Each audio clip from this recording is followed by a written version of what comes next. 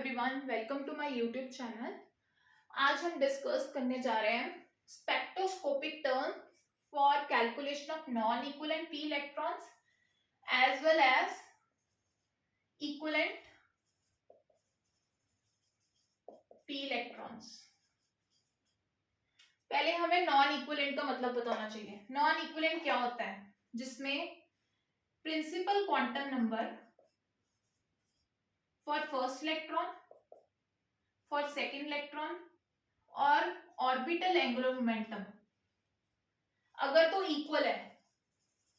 अगर हम कार्बन का केस ले लेते हैं, कार्बन की इलेक्ट्रॉनिक कॉन्फ़िगरेशन कितनी है? 1s2 2s2 2p2, ठीक है।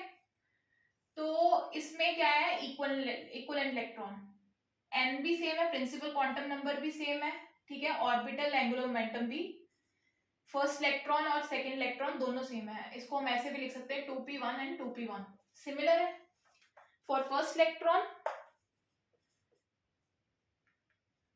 Electron and this is for second electron. L1 L2 दोनों सेम है, तो ये इक्वलेंट है। अगर नॉन इक्वलेंट का केस डिस्कस कर रहे हैं हम, उसमें क्या है? या तो N1 N2 के इक्वल नहीं होगा, ठीक है, फर्स्ट और सेकेंड इलेक्ट्रॉन, और L1 L2 इक्वल होंगे, या N1 N2 इक्वल होंगे, L1 L2 इक्वल नहीं होंगे। ये नॉन इक्वलेंट का केस है। For example 2p1 and 3p1, ठीक है, 2s1 एंड 2p1, ये केस आगे दोनों के सिमिलर एग्जांपल्स। अब हम डिस्कस करने जा रहे हैं कि इक्वलेंट नॉन इक्वलेंट टर्म्स निकाल ली थी, उससे हम इक्वलेंट इलेक्ट्रॉन्स कैसे निकाल सकते हैं। तो हम एग्जांपल डिस्कस करने जा रहे हैं जो हमने कल भी डिस्कस की थी in about the how to calculate the spectroscopic terms. अब इसके लिए देखो, L1 कितना है? 1 for first electron, L2 for second electron is also 1, तो ये आ जाएगा L1 plus L2 to L1 minus L2, ठीक है, 1 प्लस 1 टू 1 माइनस 1, तो ये आ जाएगा 2 टू 0। इसमें 1 यूनिटी का फर्क होता है, ठीक है, तो ये 2 1 और 0, ये टोटल L की वैल्यूज आ गई। सिमिलरली S1 कितना है? Half for first electron, for second electron it also half, तो S टोटल कितना आ गया? Half plus half to mod of minus term, तो ये आ जाएगा 1 और 0, दो टर्म्स ये आ गई। अब मैंने टेबल बनाना है। मेरे पास L की वैल्यू कितनी आ गई? 2 1 0, S की वैल्यू कितनी आ गई? 1 और 0, ठीक है। अब हम स्पेक्ट्रोस्कोपिक टर्म्स निकालने लगे हैं।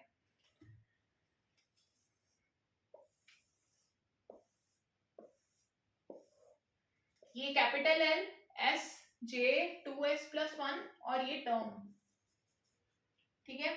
अब 3 वैल्यूज है, क्या आएगी? 0 1 2, ठीक है। यहां पे आ जाएगा स्पिन कितनी है? स्पिन है मेरे पास 1, पहले 0 0 0 0 1 2, तो ये आ जाएगा 1 1 1, ठीक है, ये ऐसे लिख लिया हमने। अब J की वैल्यू 0 प्लस 0 टू 0 माइनस 0, तो ये आ जाएगा 0, 1 प्लस 0 1 टू 1 माइनस 0 टू 1, तो ये हमारे पास सिंगल टर्म आ गई 1, तो ये हमने ले लिया 1। 2 माइनस 0 कितना हो गया? 2 माइनस 0 कितना हो गया? 2 2 2 2 प्लस 0 कितना हो गया? 2 2 2 माइनस 0, ये हो गया 2, ठीक है। अब ये आ गया 0, 0 + 1 1 और 0, ये भी एक टर्म आएगी। 1 + 1 2 2 0।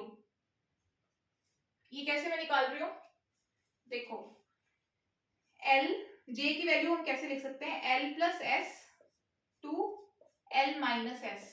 अगर हम ये 1 और 1 का केस डिस्कस कर रहे हैं, 1 + 1 2 1 - 1, तो ये आ जाएगा 2 2 1। अब इनमें एक यूनिट का डिफरेंस होता है, तो हम लिखेंगे 2 1 0 2 1 0।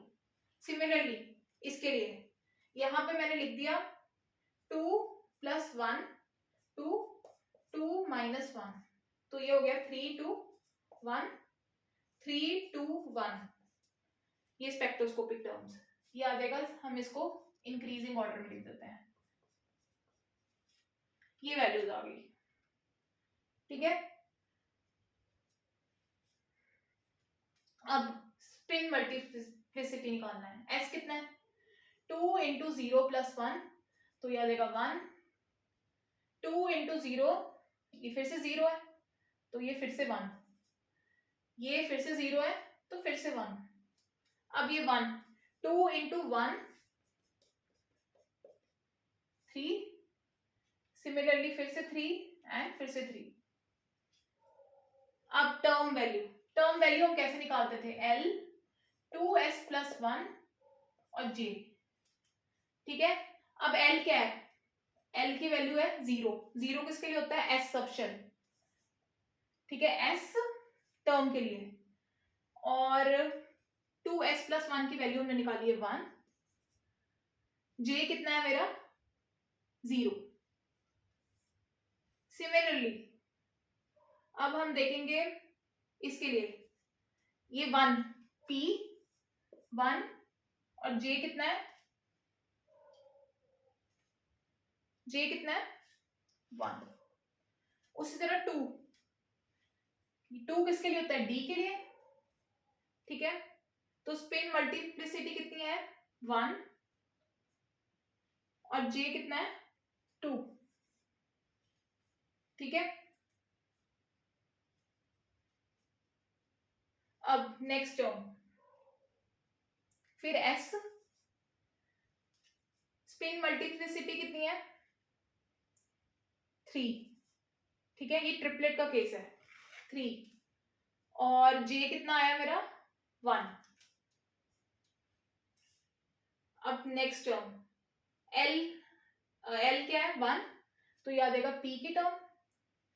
और इसके लिए स्पिन मल्टीप्लिसिटी फिर से 3 है, और J कितना है 0, 1, 2, फिर 3। ये 2 किसके लिए हम लिखते हैं, D टर्म के लिए, तो ये आ जाएगा D, ठीक है। और J की वैल्यू हमने निकाली है 1 2 और 3। ये मेरे पास टर्म्स आ गई हैं फॉर नॉन इक्विवेलेंट इलेक्ट्रॉन के लिए। ये सारी टर्म्स किसके लिए है, नॉन इक्विवेलेंट इलेक्ट्रॉन, ठीक है। अब एक ट्रिक है, अब इसी से मैंने इक्विवेलेंट इलेक्ट्रॉन का केस निकालना है इन्हीं टर्म से। पहले मैं सारी सिंगलेट टर्म्स लिख लूंगी, जितनी भी सिंगलेट टर्म्स आई हैं, सिंगलेट कौन सी, 1 वाली, ये, ठीक है। उसके बाद मैं लिख लूंगी ट्रिपलेट। तो पहली टर्म्स आ गई 1 S0 1 P1 1 D2, ठीक है। Secondly 3S1 3P0 2 3D1 2 3। अब ये हमारे पास टर्म्स आ गई नॉन इक्विवेलेंट के लिए। अब इसमें से मैंने इक्विवेलेंट इलेक्ट्रॉन के लिए 2p² सब शेल के लिए निकालना है। इक्विवेलेंट यही होता है, ये क्या है नॉन इक्विवेलेंट। तो उसके लिए क्या करूंगी, उसके लिए ट्रिक है, 2 × 2 का हम मैट्रिक्स बना लेंगे। ये जो टर्म्स मैंने सर्कल किया है एक छोड़ के, फर्स्ट पहले ये लेंगे, फिर ये छोड़ी, फिर सेकंड, ठीक है, फिर ये छोड़ी, फिर ये, फिर इसको छोड़ा, जो ये टर्म्स आएंगी 1s0, 1d2 एंड 3p0, 1, 2, ये इक्वलेंट इलेक्ट्रॉन की टर्म्स है for 2p electron equivalent electrons के लिए है ये केस। ठीक है, पेपर में ज्यादा गेट और एग्जाम में पी और डी की वैल्यूज का ही आता है, तो अगर ये वैल्यूज याद हो तो सीधा ये टेबल बना के ये इक्वलेंट इलेक्ट्रॉन्स की वैल्यूज लिख सकते हैं। तो ये तो हो गया इक्वलेंट इलेक्ट्रॉन्स फॉर पी। अब सिमिलरली डी के लिए भी हम कैलकुलेट कर सकते हैं। डी के लिए भी हमने सेम ऐसे ही कैलकुलेट कर लेना है। उसके लिए क्या है 3d1 4d1, ये हमने डी के लिए कैलकुलेट करने लगे हैं। इसमें क्या है L1 2 L2 2, अब L1 plus L2 2 L1 minus L2, तो ये कितना हो गया 2 प्लस 2 2 2 माइनस 2, ये आ गया 0, ये आ गया 4। वैल्यूज क्या आ जाएंगी 4 3 2 1 0, ये वैल्यूज आ गई हमारे पास। ठीक है, और स्पिन के लिए सेम वही S1 plus S2 2 S1 minus S2, तो ये आ जाएगा half plus half 2 half minus half, तो ये आ जाएगी 0 to 1 वैल्यूज। तो इसके लिए क्या वैल्यूज आ रही है 0 1 2 3 4। स्पिन के लिए क्या वैल्यूज आ रही है 0 1। अब फिर से हम वैसे ही स्पेक्ट्रोस्कोपिक टर्म्स निकालेंगे।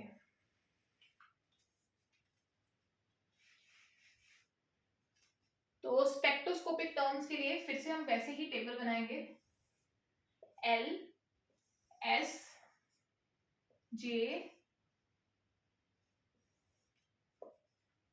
2s प्लस 1 और ये टर्म की वैल्यू। ठीक है, ये वैल्यू आ गई। अब फिर से हमने वैसी वैल्यूज लिखनी है 1 2 3 4 0 1 2 3 4। ठीक है,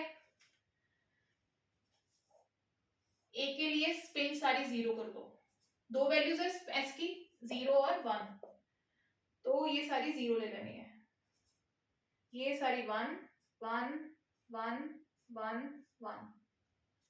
ठीक है, same 0 plus 0 0 0 minus 0 0 term 1 1 term 2 3 4। ठीक है, 4 माइनस 0 4 प्लस 0 सेम, 0 माइनस 1 और प्लस 1 1 1 1 प्लस 1 2। ठीक है, और 1 माइनस 0, तो इसकी टर्म्स आ जाएगी 0 1 2। ठीक है, सेम जो जैसे पहले किया था वैसे 2 प्लस 1 3 और 2 माइनस 1 1, तो इसकी टर्म 2 1 तक आई, तो इसको हम लिख सकते हैं 3 2 1 2 3। ठीक है, सिमिलरली ये आ गया 3 प्लस 1 4,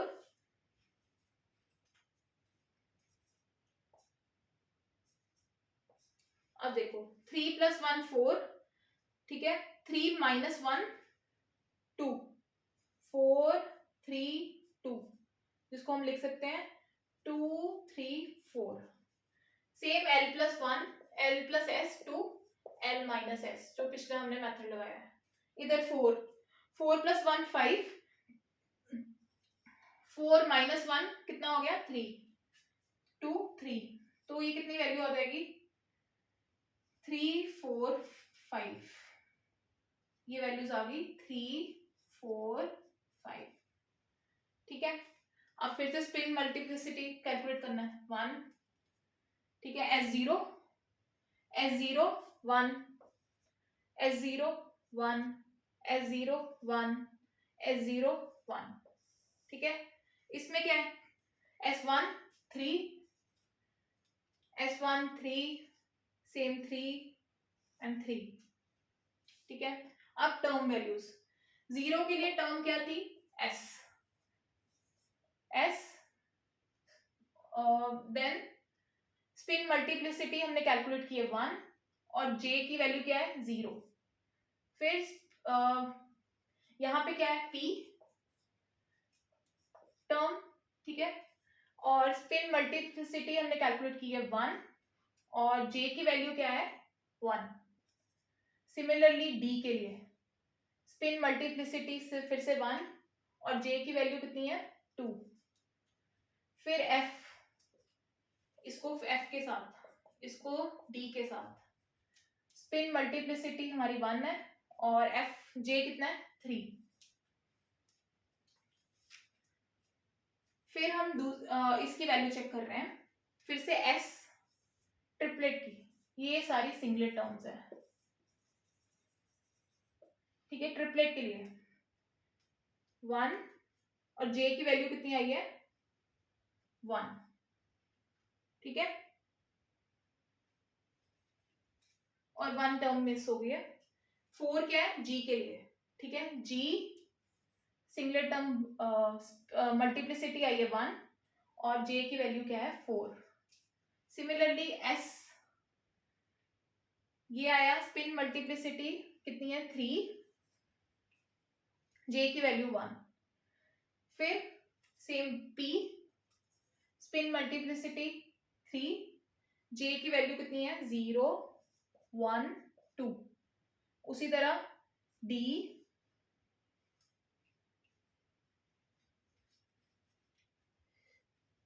उसी तरह D, ठीक है, 1 2 3। उसी तरह F 2 3 4। उसी तरह G 3 4 5। ये सारी टर्म्स आ गई मेरे पास सिंगलेट की, और ये टर्म्स आ गई ट्रिपलेट की। अब इससे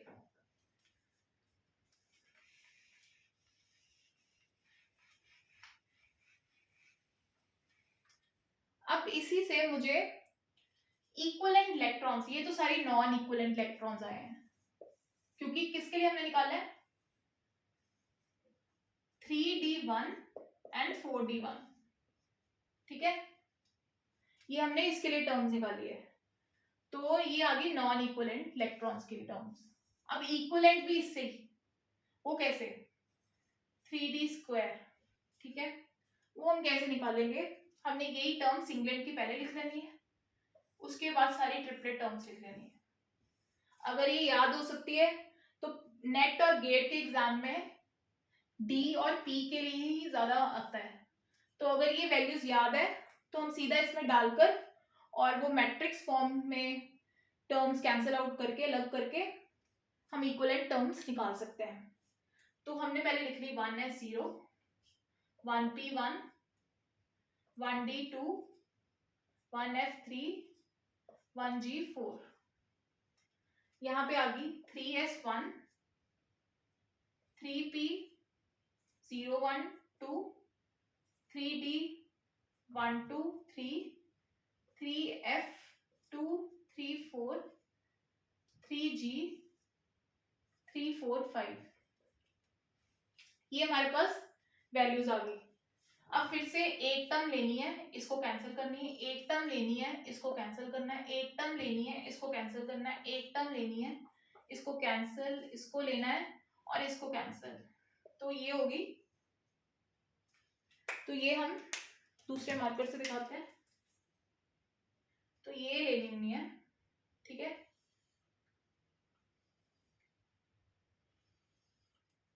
ये वैल्यूज है। तो ये इक्विवेलेंट इलेक्ट्रॉन के लिए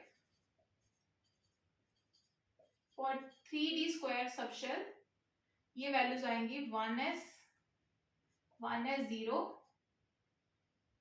1d2, 1g4, फिर ट्रिपलेट वाली टर्म 3s1, 3p0 1 2, 3f2 3 4। ये वैल्यूज आ गई, ये टोटल टर्म्स इक्विवेलेंट इलेक्ट्रॉन्स के लिए है। इक्विवेलेंट इलेक्ट्रॉन्स में क्या होता है, N1 N2 के इक्वल, L1 L2 के इक्वल, Ml1 और Ml2 अगर नॉन इक्वल होंगे तो Ms1 इक्वल हो जाएंगे ऑटोमेटिकली, ठीक है। सिमिलरली अगर ये इक्वल है और अगर ये दोनों इक्वल है तो Ms1, अगर ये दोनों नॉन इक्वलेंट है तो Ms1 और Ms2 इक्वल हो जाएंगे। तो ये इसके बारे में है कि ये मैग्नेटिक स्पिन क्वांटम नंबर में डिफरेंस होगा। नॉन इक्वलेंट में N1 और N2 में डिफरेंस होगा, L1 और L2 में ये दोनों अनइक्वल होंगे और ये इक्वल होंगे, ठीक है। ये नॉन इक्वलेंट का केस है। और ये फॉर इक्वलेंट इलेक्ट्रॉन का केस। इक्वलेंट में क्या होगा, प्रिंसिपल क्वांटम नंबर और एंगुलर मोमेंटम ये दोनों इक्वल ये होंगे। Magnetic angular momentum and magnetic spin orbital quantum number ये इक्वल और नॉन इक्वल होंगे। और नॉन इक्वलेंट में क्या होगा, प्रिंसिपल क्वांटम नंबर या अनइक्वल होगा और ये इक्वल होंगे। और इसमें उल्टा, इसमें ये दोनों इक्वल होंगे और इनमें फर्क होगा। अगर ये अनइक्वल होंगे तो ये ऑटोमेटिकली इक्वल हो जाएगा। तो ये तो हमने P और D के लिए हमने ब्रेड स्कीम लगा के, इसको कहते हैं ब्रेड स्कीम। ये ब्रेड स्कीम है। ब्रेड स्कीम के साथ हमने कैलकुलेट किया है इक्विवेलेंट और नॉन इक्विवेलेंट इलेक्ट्रॉन्स। तो बेसिकली हमें P और D की वैल्यूज अगर याद है ये टेबल स्पेक्ट्रोस्कोपी का, तो हम इसमें से equivalent and non equivalent terms निकाल सकते हैं। So this is all about the today lecture. Any problems, just write in the comment box. Thank you.